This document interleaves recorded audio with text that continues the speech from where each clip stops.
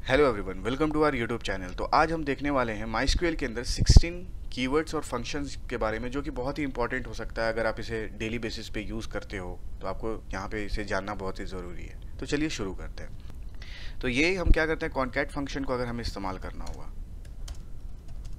तो मैं क्या करूँगा, एक मैं टेबल लेता हूँ। दैट्स सपोज एक स्टूडेंट टेबल है।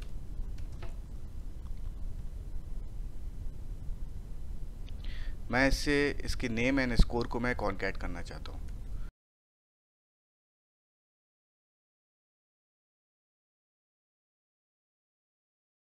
तो यहाँ पे ये नेम एंड स्कोर यहाँ पर कॉन्कैट हो गया। अब हम लोग देख लेते हैं यहाँ पर लाइक ऑपरेटर्स के बारे में। ठीक है, तो यहाँ पर जैसे कि हमारा ये एक टेबल है, स्टूडेंट टेबल ही है। तो इसके अंदर अगर मुझे राम को फेच करना हुआ तो अगर मैं सिर्फ यहाँ पर आर लिखता हूँ और वो आर लिखने से हमें वैल्यू शो करे तो कैसे होगा, तो वो अब हम देख लेते हैं।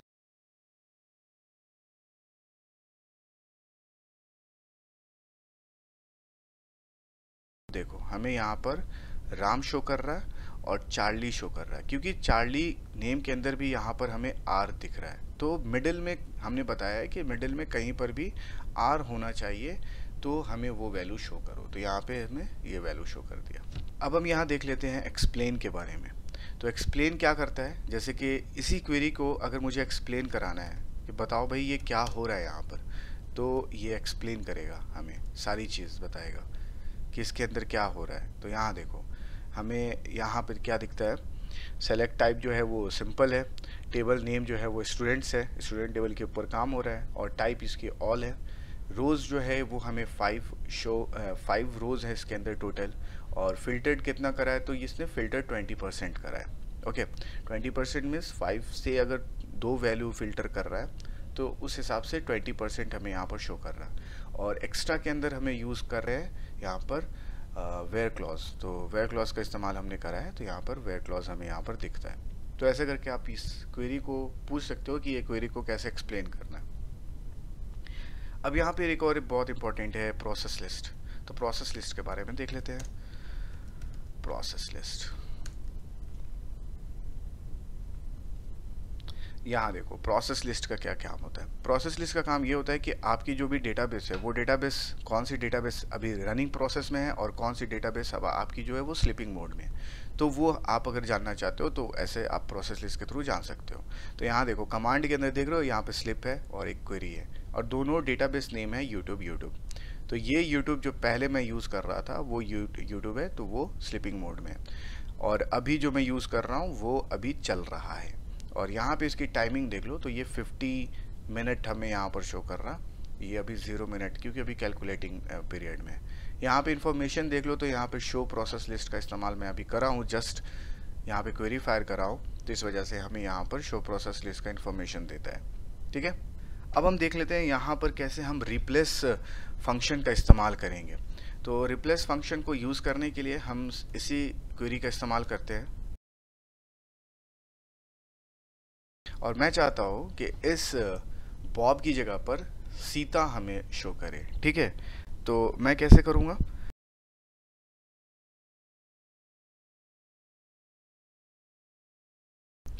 अब इस रिप्लेस फंक्शन के अंदर मुझे लिखना होगा एट्रीब्यूट नेम। तो मैं नेम एट्रीब्यूट के ऊपर काम कर रहा हूँ, और बॉब को की जगह पर मैं यहाँ पर सीता कर देता हूँ। ठीक है, और इसे मैं रन करता हूँ। अपडेट हो गया। अब मैं इसे फिर शो करा देता हूँ। तो यहाँ देखो राम एंड सीता हमें यहाँ पर शो कर रहा। ठीक है, तो ऐसे करके आप यहाँ पे रिप्लेस फंक्शन का इस्तेमाल कर सकते हो। अब हम लोग यहाँ पर देखने वाले हैं कोलेसिस के बारे में। अब इसे कैसे प्रोनाउंस करते हैं वो मुझे नहीं पता, लेकिन इसे स्पेलिंग आप देख सकते हो, और इसके ऊपर अब हम काम करते हैं। ठीक है, तो कोलेसिस का इस्तेमाल कैसे हम करते हैं और क्यों करते हैं, उसके पीछे का रीज़न कुछ ऐसा है कि जैसे यहाँ पर एक टेबल है, ये कस्टमर्स टेबल है। ठीक है, अब इस कस्टमर्स टेबल के अंदर देखो यहाँ पे नल वैल्यू है, यहाँ पर भी नल वैल्यू है। तो अगर इस नल वैल्यू की जगह पर अगर मैं कुछ और शो कराना चाहता हूँ तब वहाँ पर मैं कोलिसिस का इस्तेमाल करूँगा।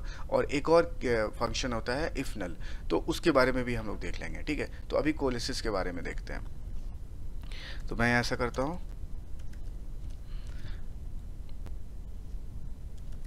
मुझे जिस एट्रीब्यूट के ऊपर काम करना है उस एट्रीब्यूट के नेम को लिख देते हैं, और मुझे अब उस जगह पे क्या लिखना है वो मैं बता देता हूँ। तो मैं यहाँ पे NA कर देता हूँ, ठीक है। और इसे एलियस का इस्तेमाल करता हूँ और ईमेल कर देता हूँ मैं सिंपल फ्रॉम कस्टमर्स। तो यहाँ देखो ईमेल हमें शो कर रहा है और जहाँ पर नल वैल्यू था वहाँ पर हमें NA शो कर रहा है, ठीक है। अब सेम यही प्रोसेस होता है इफ नल के बारे में, ठीक है। तो इफ नल को भी अगर मुझे लिखना हुआ तो मैं कुछ ऐसा करूँगा।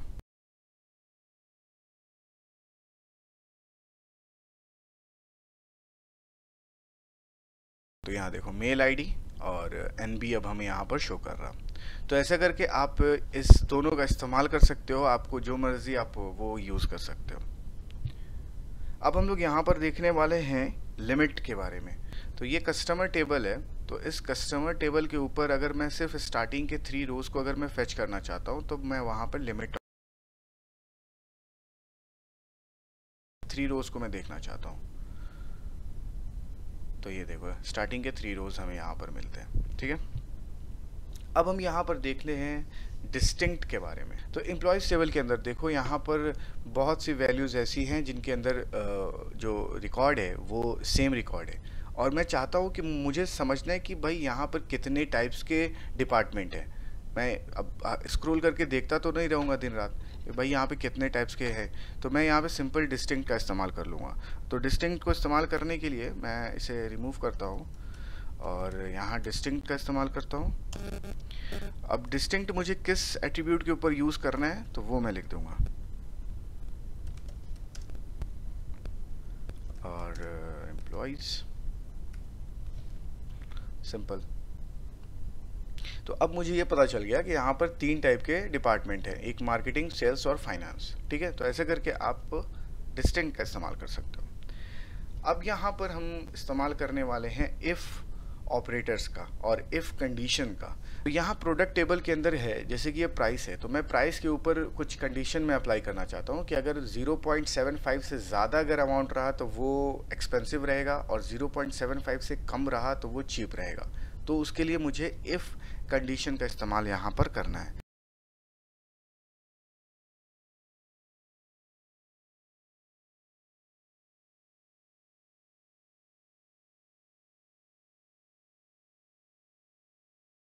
यहाँ देखो आप, तो एप्पल जो है उसकी जो अमाउंट है वो 0.50 है तो वो चीप है, 0.75 है तो वो एक्सपेंसिव है, 0.25 है तो वो चीप है, ठीक है।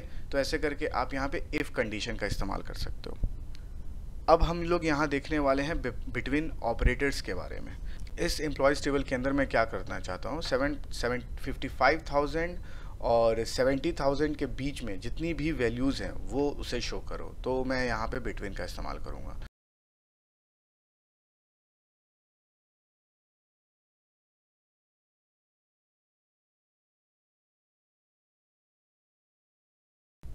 अब इसको रन करने के बाद से हमें कितने रोज़ मिलते हैं, 9 रोज़ मिलते हैं। 9 रोज़ नहीं मिल रहे हैं हमें, यहाँ पर 7 रोज़ मिल रहे हैं, ठीक है।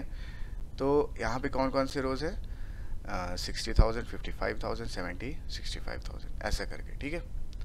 अब यहाँ पर एक और चीज़ आपको मैं बताना चाहता हूँ, जैसे कि ये जो आप आईडी देख रहे हो, तो इस आईडी के थ्रू आपको काउंट करके नहीं पता चल रहा है कि आप कितने रोज़ आपको मिल रहे हैं। तो मैं यहाँ पे क्या करता हूँ, एक रो नंबर फंक्शंस आते हैं, उसके थ्रू मैं एक नंबर में जनरेट करूँगा जो हमें यहाँ पर इंडेक्स देगा कि आपका कितने वैल्यूज़ हैं।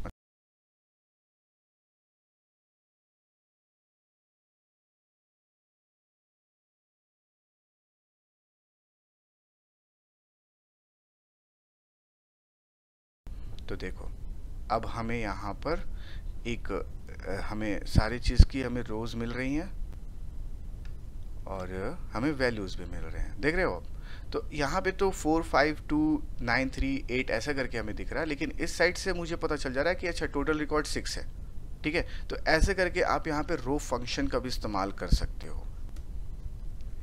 अब हम यहाँ पर देखने वाले हैं ग्रेटेस्ट फंक्शंस के बारे में। तो ग्रेटेस्ट का काम क्या है, जैसे कि अगर मुझे ये बताना है कि मैं इन दोनों एट्रीब्यूट को कंपेयर करूँगा और इन दोनों से मैं माइनस करूँगा, और अगर उस माइनस करने के बाद उसमें जो सबसे ज़्यादा वैल्यू जो रहेगी वो हमें यहाँ पर शो करेगा। फिर इन दोनों को माइनस करेगा, उसमें सबसे ज़्यादा वैल्यू रहेगी, उसे वो शो करेगा। तो इसे ग्रेटेस्ट कहते हैं, ग्रेटेस्ट फंक्शन।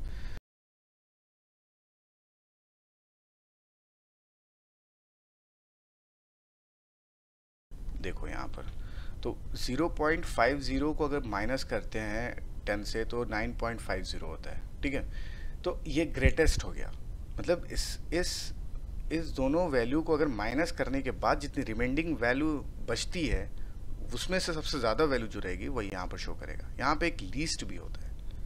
अब लीस्ट क्या करेगा,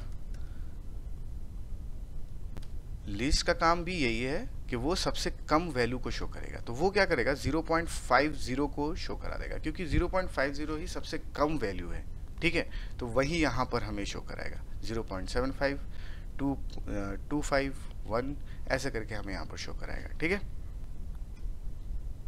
अब हम यहाँ पर देखने वाले हैं कैसे हम क्रिएट टेबल एज सेलेक्ट, मतलब उसे अगर इन शॉर्ट बोले तो CTS का इस्तेमाल हम कैसे करेंगे अपने डेटाबेस के अंदर। अब CTS क्या होता है, CTAS क्या होता है, जैसे कि यहाँ पर हमारे पास एक प्रोडक्ट्स टेबल है और उस टेबल के अंदर यहाँ पर प्रोडक्ट्स टेबल है। इस टेबल के अंदर मुझे एक और टेबल क्रिएट करना है, और लेकिन सिर्फ मुझे प्रोडक्ट नेम चाहिए, मुझे ये प्राइस नहीं चाहिए, क्वांटिटी नहीं चाहिए, मुझे सिर्फ प्रोडक्ट नेम चाहिए और एक नए टेबल के अंदर चाहिए, और सेम ये रिकॉर्ड होनी चाहिए। तब मैं यहाँ पर क्रिएट का इस्तेमाल करूँगा, क्रिएट टेबल, और टेबल का नाम मैं दे दूँगा प्रोडक्ट्स डुप्लीकेट, ठीक है। और इसे मैं क्या करूँगा, एज कर दूँगा, एज, ठीक है। फिर मैं जो रो को मैं फेच करना चाहता हूँ सिर्फ उसे मैं बताऊँगा, प्रोडक्ट नेम को मैं फेच करना चाहता हूँ सिर्फ, और उसे इंसर्ट करा देना चाहता हूँ। तो ऐसा मैंने कर दिया, ठीक है। इसे मैंने एग्जीक्यूट करा, ये एग्जीक्यूट हो गया। अब मैं क्या करूँगा, यहाँ पर सेलेक्ट स्टार फ्रॉम प्रोडक्ट्स,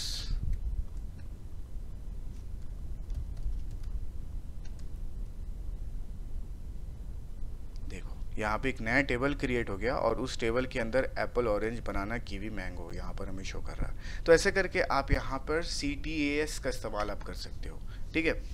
तो ये था हमारा डेटाबेस का सारा टॉपिक, और ये सारे टॉपिक बहुत ही इंटरेस्टिंग हैं और बहुत ही यूनिक हैं, और ये आपको बहुत ही ज़्यादा हेल्प करेंगे।